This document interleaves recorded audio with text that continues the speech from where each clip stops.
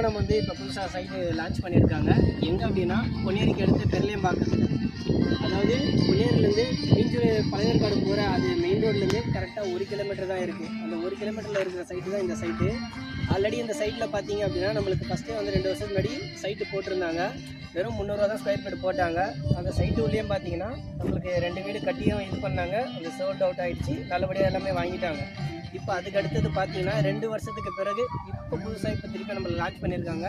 Square ஃபீட்டை பார்த்தீங்க அப்படின்னா 600 ரூபா வருது. இந்த இதிலே வந்து பார்த்தீங்கன்னா 2 ஸ்கீமாக கொடுத்துருக்காங்க.